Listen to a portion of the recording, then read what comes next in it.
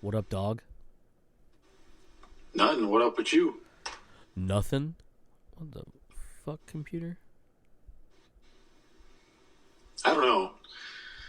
My computer just said, "Hey, do you want to update to macOS Monterey?" And I'm like, "But my computer's too old to do that. Why are you giving me a message saying to do that?" I clicked on it, and it's like, no, fam, that's not an upgrade to Monterey. But you want to update, Big Sur? And I'm like, no, not right now. Not right now. Get my hopes up with actually being able to get Monterey in this thing.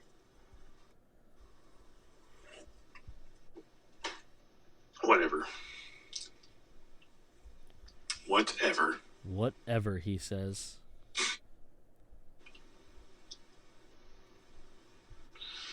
What in the shit?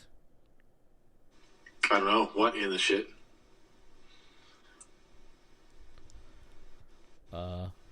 Okay. What the fuck? Why?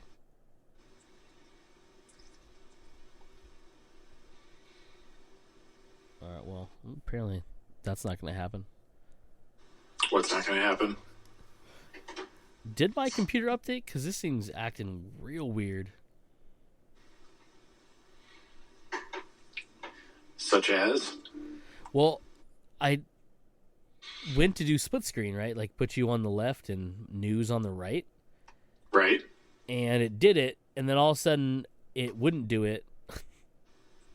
Like you were like, well, 4/5 of the screen, and it wouldn't let me put anything else on that side, even though it was just there. So I say, tile window on the left side of screen.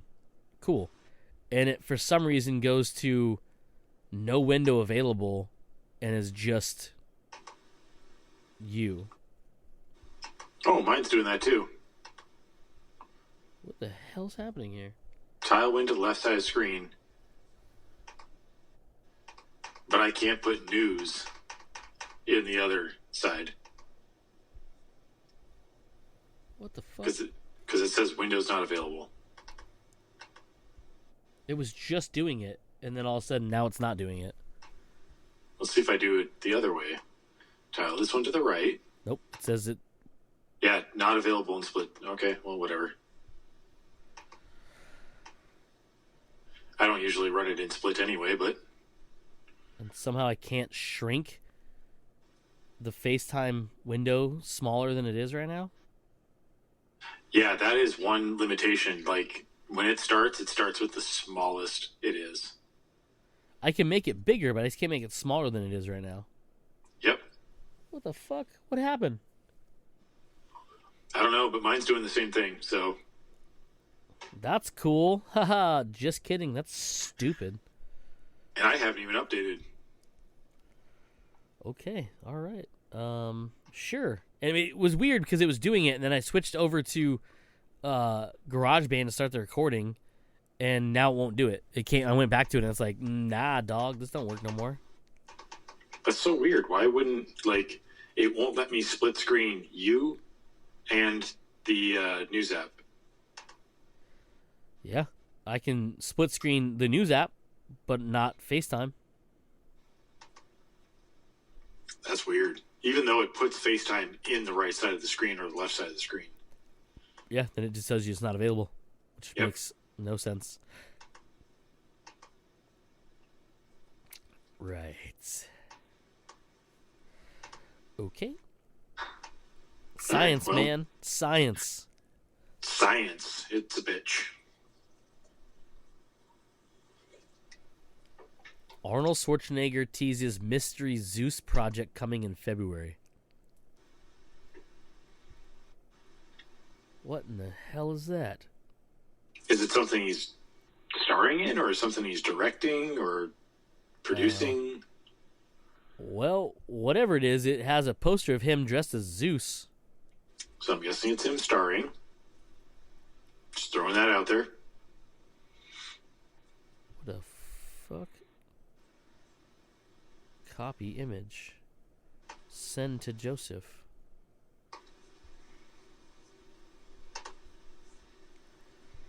Dude, What is happening?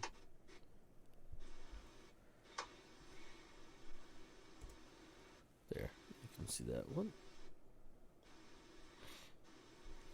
Oh, that is a weird picture of him. Yeah, right? Mike's gonna be like, what the fuck? Out of context. Whatever. That's why I think that's the most hair I've ever seen him have, though. Yeah, on anything, right? It's kind of like a really angry-looking Mr. Claus. He does look like a very angry Santa Claus, for sure. Yeah. Interesting. Was there anything else on it in the article? No, not really. Oh, fair enough. So it's just basically an article about a picture. Yeah, it basically says Arnold Schwarzenegger unveils a poster of himself as Zeus for something coming in February 2022. But what is it? And then it's like, whatever it is, the poster alone will have any Schwarzenegger fan on board. On Twitter, Schwarzenegger posted an image of what looks to be a movie poster for Zeus featuring Schwarzenegger in the role. And it just, this is the Twitter post here, and it has the really terrible looking lightning coming off the word Zeus. So honestly, that picture and the fact that you're saying really terrible lightning doesn't really make me want to watch this. Yeah, it shouldn't. It's pretty rough. The picture itself is very B movie-ish looking. Oh, wait till you see this. I'm gonna send it to you. Mike, is that Arnold? No, it wasn't Mike. Oh, is that Taj? Mm-hmm. Yes.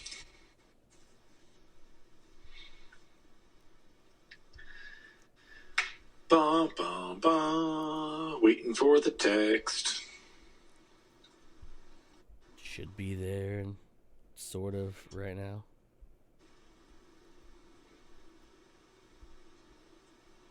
It's a Twitter post. There it is. Ooh, that does look pretty bad. I told you. It's like, oh, yuck.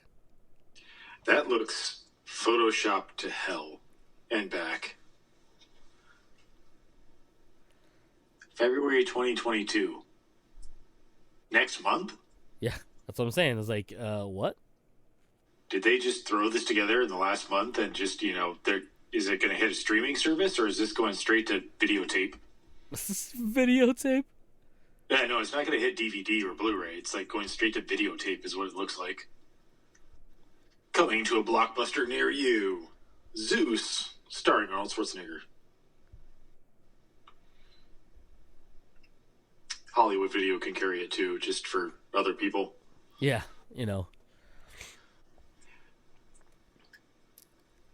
What is that in his hand? I can't make it out. Is it a belt? So he's wearing a belt, and then he's holding it with one hand, and the other hand's shooting the electricity out of it. I don't know. It's a real bad picture. He's pointing, and the electricity kind of sparks out, and then it circles around his arm and kind of wraps itself around the name Zeus. Yes. I don't know. I'm not really interested in seeing this. Fucking Mr. Claus saves Olympus or whatever it is. Yeah, I don't know. All right. Well, transitioning from this awful, awful poster to an actual good poster. The Batman? Well, that is a good poster, but that is not the poster that I was going to talk about. You've seen the Halo poster, right? Is there a new one? When did this one get posted? January 25th, so... Oh, new. 2 days ago? You haven't seen it? I don't believe I have. Nope, not that button. This button. This is the messages button. Is it, though? It is not. I don't know what I'm doing on this thing anymore. Let me see if I can just click and drag it over. No. Joe doesn't know how to use technology. It's not that I don't know how to use technologies. I literally do not want to open Twitter. I do not want to have to travel to Twitter in order to do stuff. I fucking hate having to do that. Hold on, Twitter's opening up. There it is. Can I click and drag? Yes, I can. Did it go?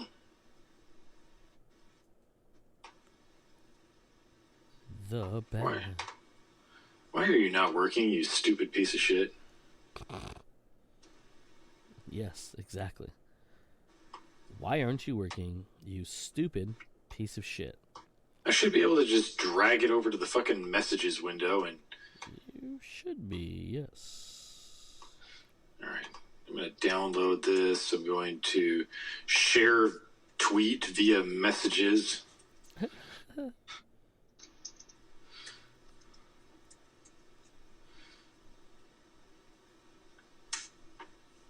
Anyway, okay, so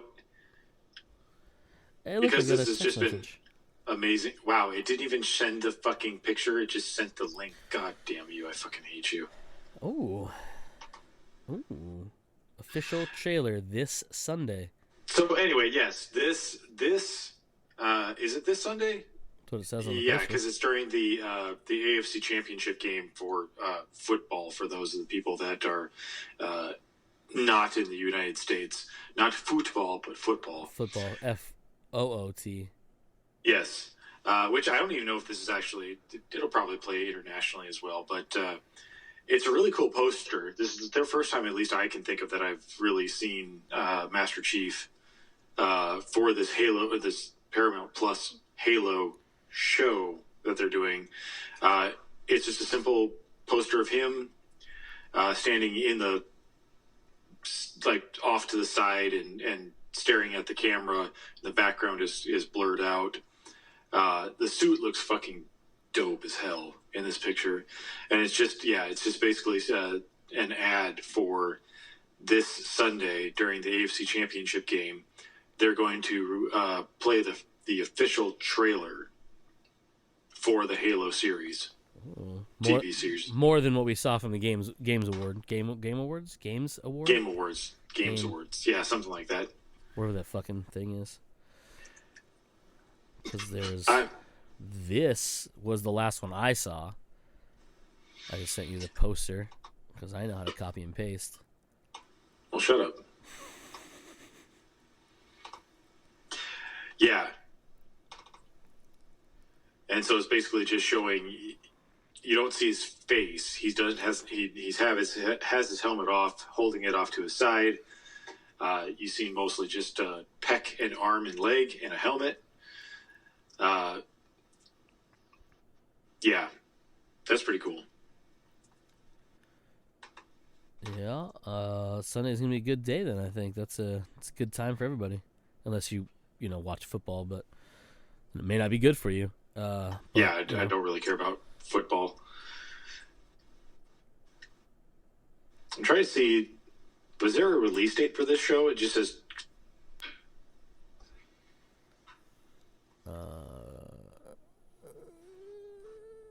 I want to say it was...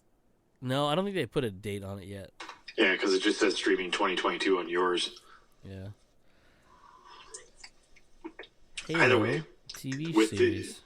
With looking at the suit, it looks fucking dope, and it makes me really a little bit more excited for the show.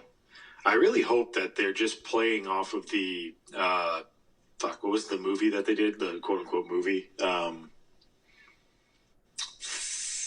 Halo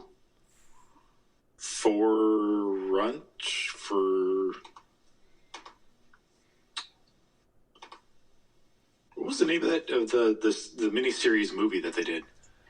The Fall of Reach? No, it wasn't Fall of Reach. Or are you talking about the one with what's his face, Michael Coulter?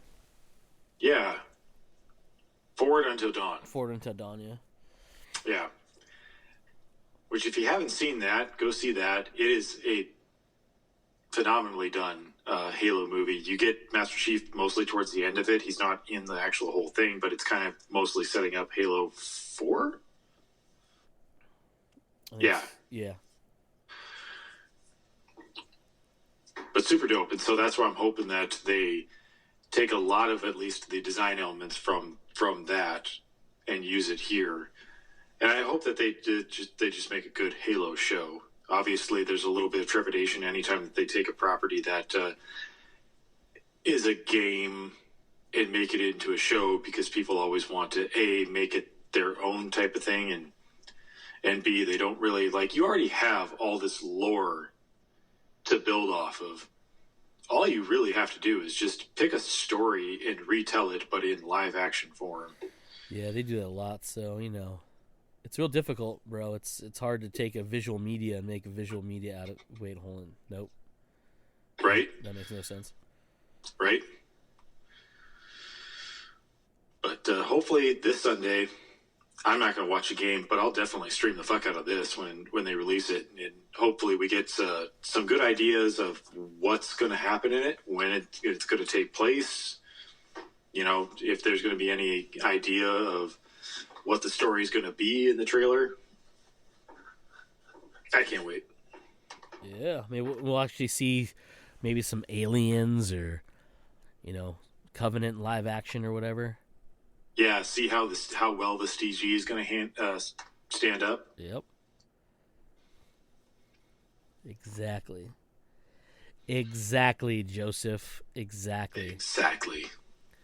Yes, everybody else wants Ron Perlman return in Hellboy 3. What's fucking wrong with you, internet? Stupid ass fucking... I would really want him to return, but I want it to be Guillermo del Toro to finish his trilogy. Yeah, of course. Is there something that I'm missing there with is that like some rumor that they're going to try and reboot Hellboy again? No, it's some art. Oh, hold on, where's the thing at?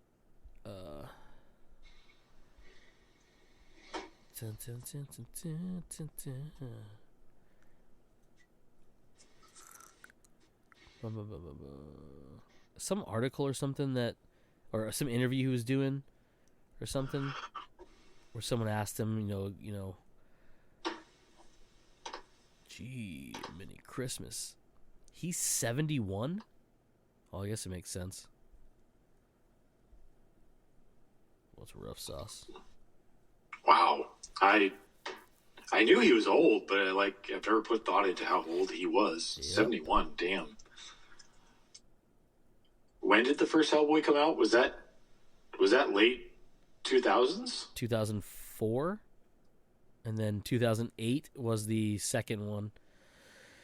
Then of course 2019 was the reboot, fucking trash can fire of a movie that they made. Yeah, with Hopper. So that basically means he was pushing 60 when he did the second one, wasn't it? I mean, just rough math, yeah. Well, wow. He's 71, and the last one was made... a little more than 10 years ago. Yeah, 2008 was the last one, so... what is that? Oh, no, that's actually 14 years. I mean, whatever, it's been a while. But I mean, he was 50-something, so he's pushing 60 even when he did the sequel. That's pretty good of him to be able to do that. Yeah. But he says he wants to return if Guillermo comes back to finish it. Right. There was a whole thing that he was like dead set and ready to do the third one. And obviously Guillermo del Toro wanted to do the third one as well, and I don't remember the story behind it, but there was for some reason that the studio didn't want to go ahead with the third movie. Because for some reason studios, like, they have this weird thing of not believing in Guillermo del Toro, even though he comes out with fucking amazing movies every single time. Yeah, then he like turned around and was like, because the next movie that he did after Hellboy, wasn't that Crimson Peak? He did Crimson Peak, and then he did Shape of Water.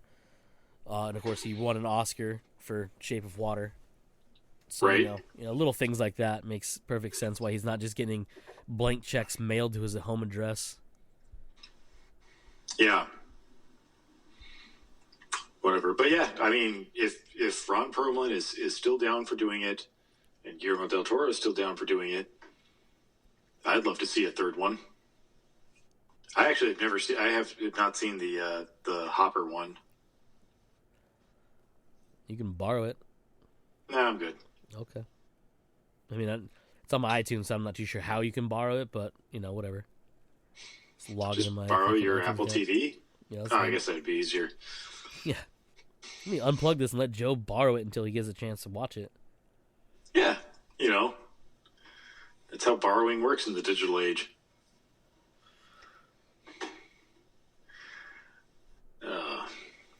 Speaking of borrowing things in the digital age, I can't wait for this to be a segue. did you like the movie Heat? Yeah. Okay. Would you like more Oh, you're talking about Heat 2? of Heat? Heat Yeah. 2, Heat Harder, or whatever? So honestly, I can't. I probably have seen the movie Heat, and I can't remember ever watching it. But Heat, and you can fill people more in on what exactly it is. But the overall premise is it's a heist movie. It's a really loved heist movie, starring Robert De Niro, Al Pacino. Was it Val Kilmer? Yeah, Val Kilmer's in it too. There's a bunch of people in it. There's a shit ton of people in it. So 25 years later, they are now making a Heat 2, but it's not a movie. It's a book. And it is supposed to be, I believe, a prequel and a sequel to the original movie. It says here that, according to Uprocks, it's a new novel being written by award-winning scribe Meg Gardner, and will be published this summer, summer of 2022. It doesn't give an exact date. There is a premise of the book here. So the book will mark Mann's first novel, and is the first title from Michael Mann's books, which is part of HarperCollins' William Morrow imprint. May or may not reveal the genesis of Pacino's great ass. According to Deadline, the novel Heat 2 starts one day after the events of the film, with a wounded Chris Shiherlis, which is played by Val Kilmer in the movie Heat, desperate to escape LA. The story moves to both the 6 years preceding the heist and the years immediately following it, featuring new characters and new worlds of high-end professional crime with highly cinematic action sequences. The venues range from the streets of LA to the inner sanctums of rival Taiwanese crime syndicates in a South African free trade zone, to a massive drug cartel money laundering operation just over the border in Mexico, and eventually to the Southeast Asia. Heat 2 explores the dangerous workings of international criminal organizations with full-blooded portraits of its male and female inhabitants. That was a really weird sentence. So it just goes into depth into characters. Great. That's what good books do. Whatever. Anyway, so that's what we know so far. Published on August 9th. So Heat 2 will be published on August 9th. So actually that's not, I guess that technically is this summer, but late summer. What are your thoughts? Because like I said, I don't think I really watched the original movie. I just know people really love it as one of the best heist movies that have apparently been ever made. I'm interested in reading the book. It sounds like it'll be dope. And it'll probably get me to watch the movie as well. But as a person that has actually watched the movie and knows more about the movie, what do you think of this? I mean, it seems interesting. So the original movie Heat, Heat, whatever, Heat is a heist movie. It's loosely sort of based on the largest bank heist in L.A. history, if I'm not mistaken. Originally was written in 1974. Is that correct? I can't remember. Anyways, by Michael Mann, and it was originally based in Chicago, I believe is what it was, and then later it was adapted into a movie. Anyways, it is it's a good heist movie. It's one of those like so once you see it once, obviously you won't think it's a whodunit movie. But it's one of those things where like you don't really know who's involved in what. Kind of like The Departed in a way, where like one person's this person's a cop, but so is this person, but they're trying to bust this person or whatever kind of thing to it. But yeah, it's got a bunch of cool action sequences in it. It's got like you said earlier, it's got a shit ton of people in it. I mean, you have Al Pacino, Robert De Niro, which is their first time ever working on screen together, by the way. Val Kilmer, Jon Voight, Tom Sizemore. You have Ashley Judd. There's just a ton of people in this movie, and it's got some pretty dope gun shootout scenes in the middle of the street, and Val Kilmer in long hair. So that sort of stuff. Good times. And good times. I can't remember which one of them. I think it's Al Pacino. Or is it Robert De Niro? One of them plays an LA detective. The other one plays a career criminal, and they basically he's one of them's using the other one for information when the other one's trying to like basically mislead him, and so on and so forth in this big old fucking bank heist thing, and then deadly shootout in the middle of this a busy LA street, and has all the normal early mid 90s action sequences and stuff in it. So, that sort of thing. The fuck did you just send? I don't know why it didn't play as a GIF. The article that I have up from Uprocks has that scene where Al Pacino is saying that she's got a great ass. Yep, okay. But for some reason it didn't translate as a GIF. It just took a picture? Picture, yeah. Anyway. I thought it was funny. So how do you feel about returning to this world, but in book form, not in a movie? I guess to your point, I didn't know that the original one was a book originally. So I guess. Well, I don't know if it was a book or if it was just a script he wrote. I don't know. Hold on, let's see here. Because I know there's a prequel novel released in 2017.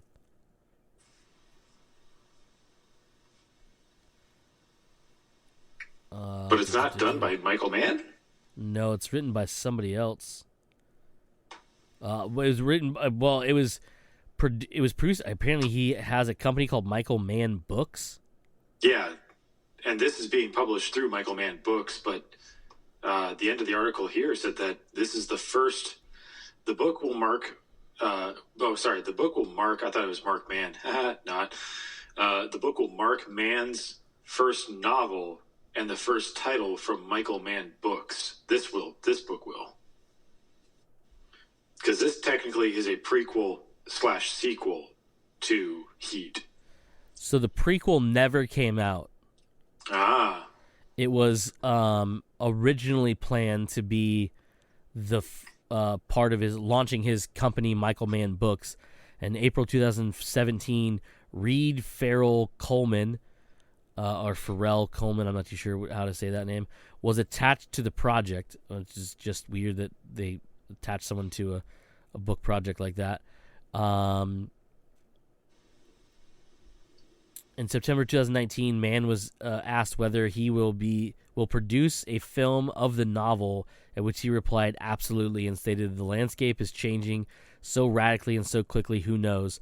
When being asked on whether it would be a film or a series, in May 2020, 25 years following the film's release, Michael Mann stated that a novel would be both a prequel and a sequel to the film's main events. In January 2022, I'm guessing the articles you're talking about, the novel was finally revealed to be a collaboration between Mann and writer Meg Gardner, whatever, which was release scheduled for August of 2022. So there was a prequel being made. Then it got apparently shit canned. And then 2 years ago, mid 2020, it was announced that they would be making a book that both is a prequel and a sequel, just like you said, to the main events of the movie. Okay. Yeah, so the original script that he wrote had a different name, or at least the movie came out as a different name. It's on here somewhere. Hold on, where's it at? The man wrote the original script for Heat in 1979, basing it on Chicago police officer Chuck Anderson's pursuit of criminal Neil McCauley, after whom De Niro's character is named. Oh, so it originally took place in Chicago, so it's based on a heist from Chicago. The script was first used in a television pilot developed by Mann, which became the 1989 television film L.A. Takedown. After the pilot did not receive a series order in 1994, Mann revisited the script and turned it into a feature film co-produced by the project with Art Levinson or Linson. The film stars marks De Niro and Pacino's first on-screen appearance together following a period of acclaimed performances from both due to their esteemed reputations. Promotions centered around their involvement, which is funny because they are definitely the centerpieces of the movie, but there's more to it than that. Obviously, if you look at the cast list, there's like fucking 900 people in this movie. Right.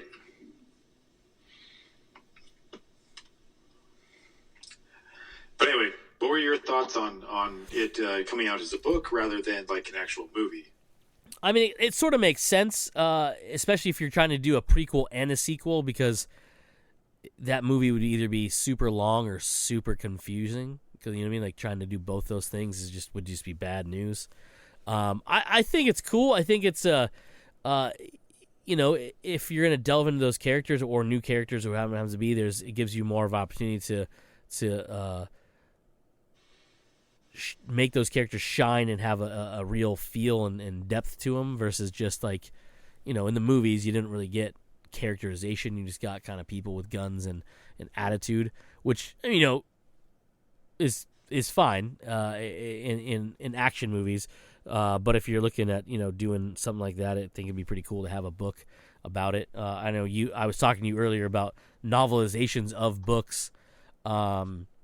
And this is kind of a cool thing was like, you don't really think of, well, you probably seen Heat or parts of Heat. You don't really remember. It's weird to think that Heat is a property they took 25 years or so to make something with, without it's interesting because in this day and age, a reboot or a remake of Heat would definitely be something I think they would do first before they did a follow-up novelization, prequel sequel type thing. Right. And that's mostly because it's 25 years old. Like, there's a lot of people out there that don't even know what the movie is. Yeah. So doing a remake of it would upset a lot of people, obviously, but it could bring more people to the property. Anyway, I think it's cool. Like I said, I never can't think of actually ever having fully watched Heat. I know I've seen trailers. I know I've seen clips and stuff from it. I know people really love it. But for some reason, reading it, that it's going to be a book is like, oh, I'm down for that. That sounds, especially reading through that synopsis of it, it's just like it's more of an international fucking crime thriller rather than just something that takes place in one city. So I'm down for it. It sounds like it's going to be really cool. Yeah, for sure. It'd be interesting to check out. And I can imagine in that it's probably gonna reference some things in the movie, but it's also probably gonna talk about them too, because I can't imagine after 25 years making a novel about something that doesn't, you're not gonna just reference it with never explaining a lot of it, because that would be real bizarre. But, I could see them doing that if someone doesn't know how to plan things right. Right. I can see that the best case scenario being that they obviously, you're getting the prequel side of things, so you're getting a lot of setup, probably for the characters, and then a bit of the heist itself, and then as a sequel, well, you're literally picking up right where you left off in the movie. So I'm sure you'll get some explanation there, but I'll probably watch the movie just before I read the book. Probably. Yeah, it's fine. It's Probably. I don't know. I'll borrow your Apple TV and watch it sometime. Okay, thanks. That's cool. Sounds good to me.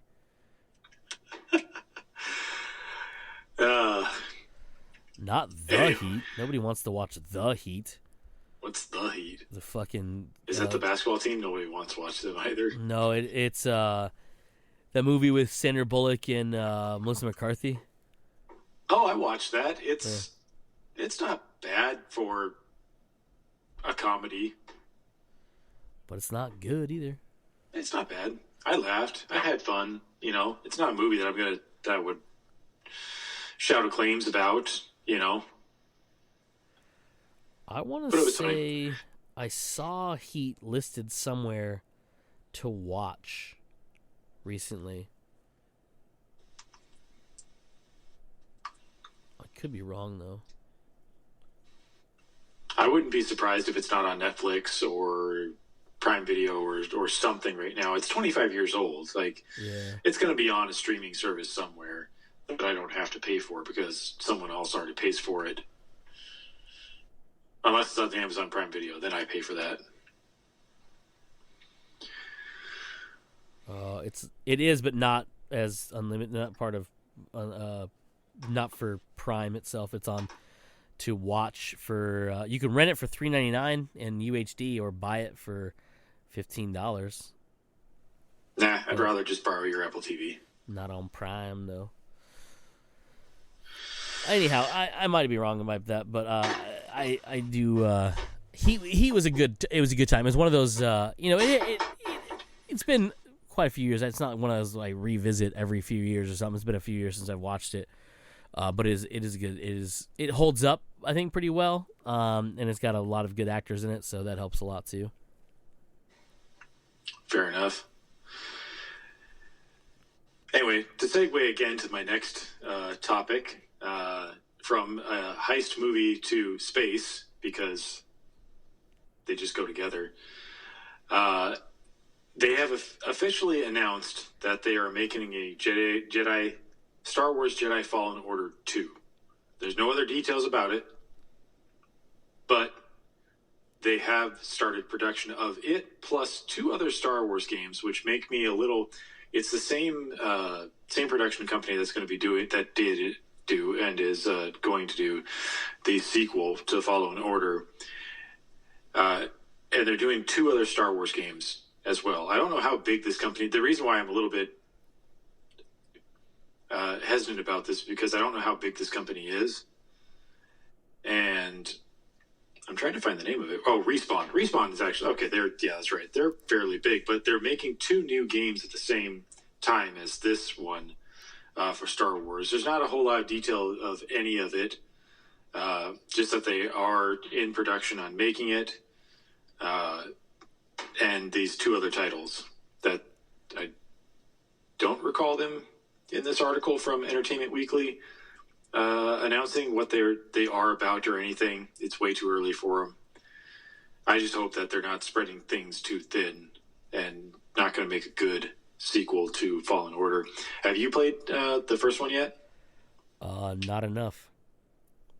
Not enough? I did the intro portion of it, but I never actually played the actual campaign, or what do you want to call it. I will say that I played it through, and it was fun enough. I say that because there were still a few mechanics that I personally just couldn't master myself. But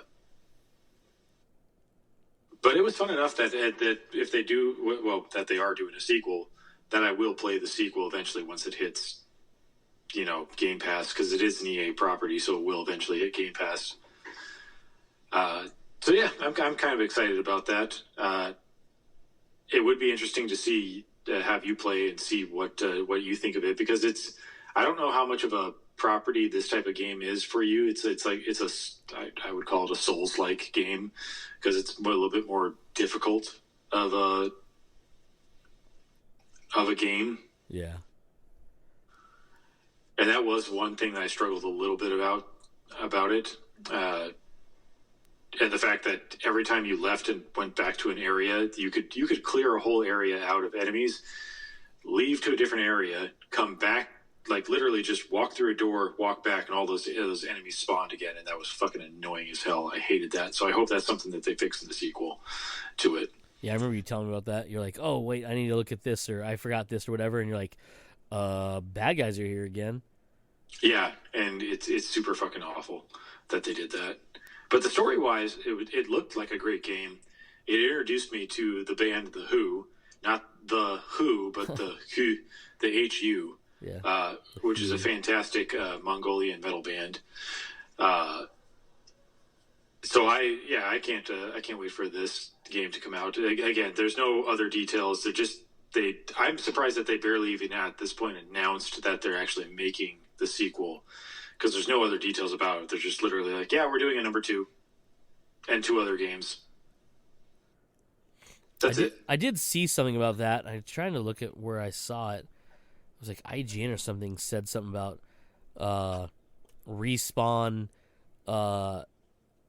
confirms a Fallen Order 2 and 2 other Star Wars games or something like that. I think it said. Well, I was like, well, I mean, okay.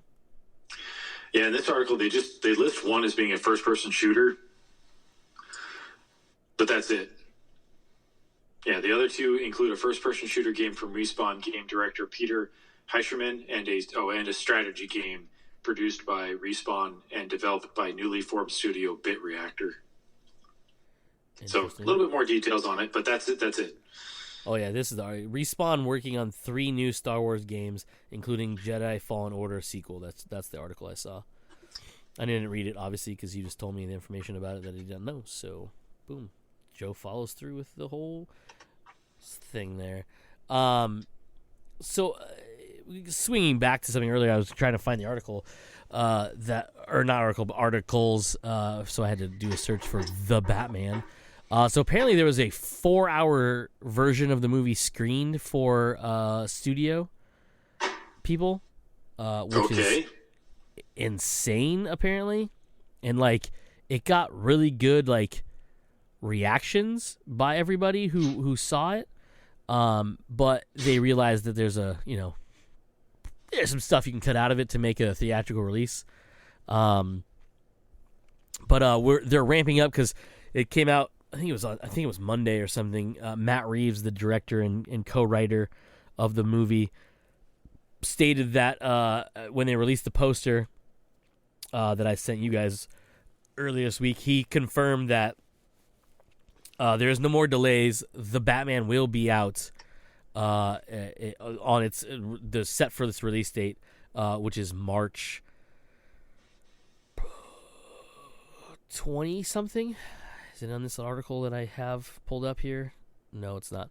But anyways, it says so. The name of the article: a 4-hour cut of the Batman was shown to early test screenings, whatever. And the Hollywood Reporter reports that early test screenings of the Batman clocked in at a whopping 4 hours long. While we learned last week that the version that we will be seeing in theaters will obviously just be just shy of 3 hours. I think it's 2 hours and 47 minutes, if I'm not mistaken.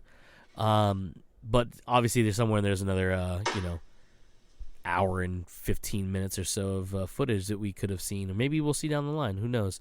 But he also just a whole nother movie. Yeah, right. He also confirmed that he has multiple spin-offs planned for it. One which includes the Penguin show that they're developing for HBO Max, as well as other things that he is working on currently to, build out the Batman universe. But there's a couple TV spots that are hitting the airwaves right now. One of which shows John Turturro's Falco Marconi being not so intimidated by the Batman. There's one of the Batmobile chasing down the Penguin's escaping car, and then there's another one I think was between Batman and Catwoman, I think. Okay. But yeah, I mean, you and I saw a different poster than what we seen today when we were out and about at the Westgate AMC. That was basically the Batman standing in front of the burning surroundings while he's walking away from his car with the cape flowing off in the wind and stuff. Super fucking dope. Yeah, it was a real big poster too. Like, that was a big poster. Yeah. So, but yeah, so we're definitely we're in it to win it at this point, because there's no turning back. They're full on releasing this fucking movie within a few handful of weeks, which is I hope that they release the whole entire, like, you can't just screen a 4-hour movie to executives and then release that you did this and not release that fucking 4-hour cut at some point in time. Oh yeah, for sure. I mean, give me that 4-hour cut. I mean, maybe have a lot of fluff in it, but I'll fucking watch fluff every day. Especially if the base movie is really good. Like, if the Batman is really good at 2 hours and whatever minutes that it is, yeah, release that as an extended cut on streaming services and whatnot, so that people can actually watch it, all 4 glorious hours of it. Yeah, like that's the thing about nowadays, like with streaming services and the fact that like this particular property is something that's gonna go on. Well, I mean, they're planning. So someone in the studio has a lot of faith in this movie, because they're already told us that they're making a Penguin show based on Colin Farrell's Penguin, starring Colin Farrell as the Penguin. And he's coming out saying that he has other spinoffs planned as well. Clearly someone at the studio is gung-ho for whatever they're giving him or giving them, because they're not like shying away from everything. Now, that may change when it hits theaters and the audiences go, well, this was disappointing, or if they say the other, it depends on what it is. Obviously, you can say, that happens. That's look at the fanfare leading up to, say, like the Justice League, for example, right? Everyone was fucking gung-ho about it. There was all this like, oh, we're going to do a Flash movie. We're going to do, another Wonder Woman movie. All these different things. And that movie fucking it made a ton of money, because people were like, oh, we're super excited about this. But it got shit on. And they're like, ooh, let's hold off. And it took them, what? Aquaman came out a little bit afterwards, and now it's been like almost 4 years or something, and then like it just hasn't been the explosion they wanted to, but it sounds like they're really like leaning heavy on this Matt Reeves Batman, and like they're already talking about it. He's planning 3 movies, and then he has these spin-offs, which are just interesting to think of. They're already looking at that. That kind of thing is kind of crazy. This is the other the Riddler's latest puzzle questions the Waynes in the Batman TV spot. So that's the one I couldn't find before, was a Riddler TV spot. So must have been Joker. Must have been the Carmine Falcone one, the Batman, the Penguin one, the Batman Catwoman one, or Catwoman one with Batman in it. I can't remember which one it was. And of course, here's the Riddler one, which makes sense because those are pretty big characters in those movies. So yeah, right. Have you seen pictures of Sammy Jackson in the Secret Invasion yet? No. He's got a big old bushy beard. Nice. And like he's like really fucking leaning into like the dark, mysterious dude persona. Like he's got like a big long like overcoat on. And then he's just gnarly, big old beard, and of course his fucking, scarred ass face is there. Pretty interesting. Let's see what they do with that. What else? I had something else pulled or favorited. Hold on. Blumhouse Television is developing a limited series about based on Stephen King's Later, which is his last novel that he released, but not last one that's been announced. By the way, he has another one coming out this year.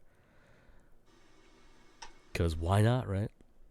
Because it's Stephen King. Like, he just releases a book every few months, and then he'll release a book that he made with someone, and then he'll release a short story that he wrote while he was taking a shit.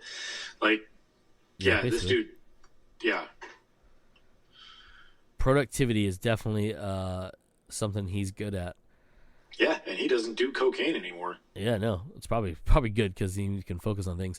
Yeah, so it's based on the book Later. So last year, he released 2 books, Billy Summers and Later.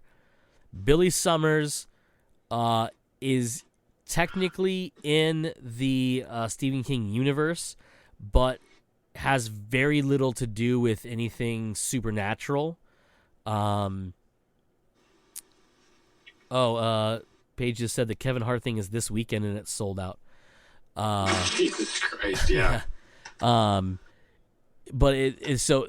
But this one, this is the book they're talking about here is called Later, and it is based on the book Later, and it is very closely tied to. Spoiler alert! If anybody doesn't want to hear this, stop listening to Joe, and I will spoil it for you. It has ties to not only The Shining, but also to It. And they're not it's not a sequel to those books by any means, but just how The Shining and It have correlations together with character appearances. And mentioning of certain things like the shine. This one has ties in. It's a very interesting story, and if they do it justice, it could be a very powerful limited series. It says in this little article, the tagline of the article is Stephen King projects are coming thick and fast from Blumhouse, and supernatural crime novel Later is the next to be made into a limited series. Because Blumhouse is also doing the remake of Christine and the remake of Firestarter, if I'm not mistaken. I'm super happy about this. Like, I've said this before. I'm pretty sure I've said this before. Blumhouse makes really fucking good horror movies. I wouldn't say that everyone's probably been a hit, but I can't think of every movie that they've done.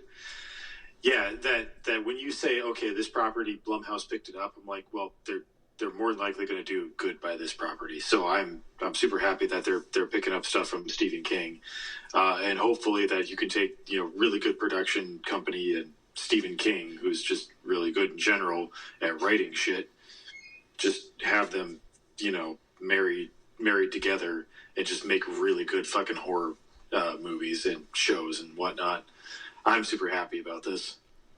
Yeah, and Later's a real fucking cool ass story that is narrated by the main character in it, the kid that's in the bulk of the story, and he talks about he's narrating it from obviously his present, which is the future based on the thing, but it's based in the 70s, I believe, is when it's actually set. And it's really just a really cool story, and it's one of those ones where, like, I think I told you this before. It's this idea that he has in the story that it's very much it. He knows that he wrote it, and it sounds like The Sixth Sense, and he mentions that in the book. The narrator even says it. But he tells you it's like you think you know this story, but you don't know this, like, my story or something like that.